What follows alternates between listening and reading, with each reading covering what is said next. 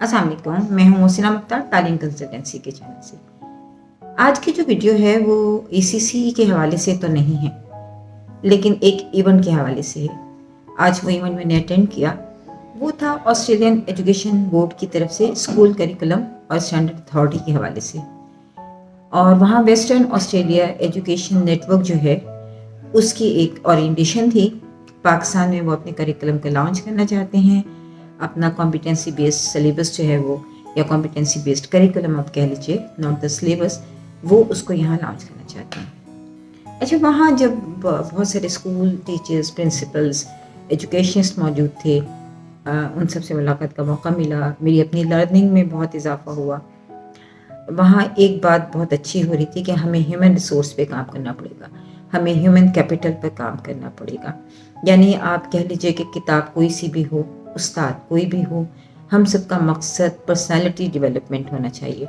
जब तक हम बच्चों की स्किल्स पर काम नहीं करेंगे, जब तक हम बच्चों की कॉम्पिटेंसी बिल्ड नहीं करेंगे, तब तक हम किसी भी एजुकेशन सिस्टम में कामयाब नहीं हो सकते। पाकिस्तानी सिस्टम जो कि सिर्फ और सिर्फ रोट मेमोराइजेशन पे बेस करता है कि आपने रट्टा लगाना है और ज़्यादा से ज़्यादा नंबर हासिल कर लेने हैं, उसके मुकाबले में कॉम्पिटेंसी बेस्ड सिलेबस या कॉम्पिटेंसी बेस्ड करिकुलम को इंट्रोड्यूस करवाना एक मुश्किल अमर है। तमाम तर एजुकेशनिस्ट समझते हैं, जिनका एक्सपोजर है वो जानते हैं कि ये बहुत ज़रूरी हो गया है।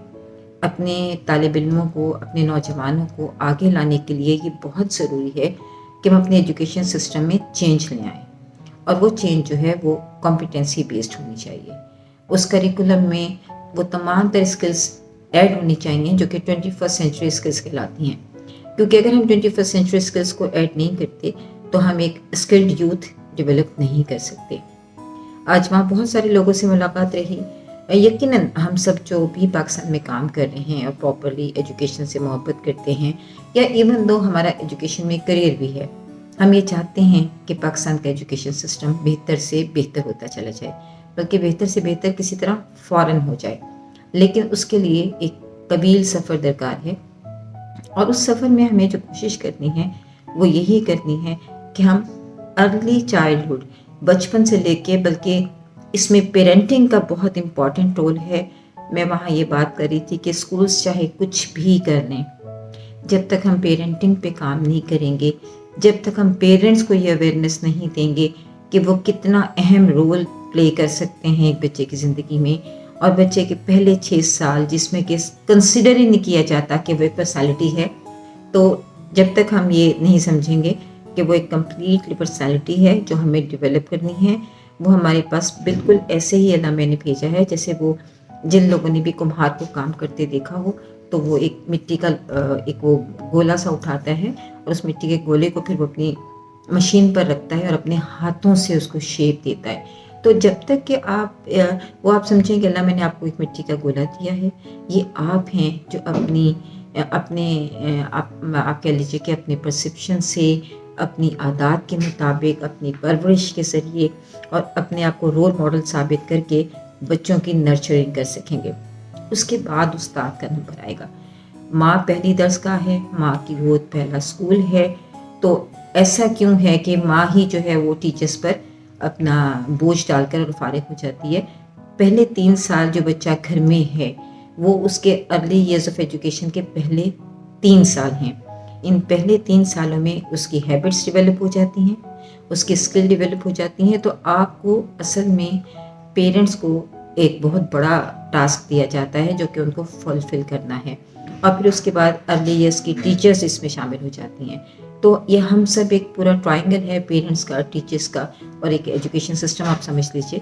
वो तमाम तर मिलकर एक पर्सनैलिटी डेवलपमेंट पे हम जब तक काम नहीं करेंगे, हम जब तक वो करिकुलम नहीं अपनाएंगे जिसमें कि स्किल्स पर काम हो, जिसमें कि बच्चे की पर्सनैलिटी पे काम हो, जिसमें कि बच्चे की कैरेक्टर बिल्डिंग हो, और बच्चे को, जैसे आज वहाँ एक साहब ने बहुत ही बेहतरीन बात की कि जब तक हम बच्चों को लव ऑफ पेट और लव ऑफ एनवायरनमेंट नहीं सिखाएंगे तो हम उनको अच्छा इंसान नहीं बना सकते।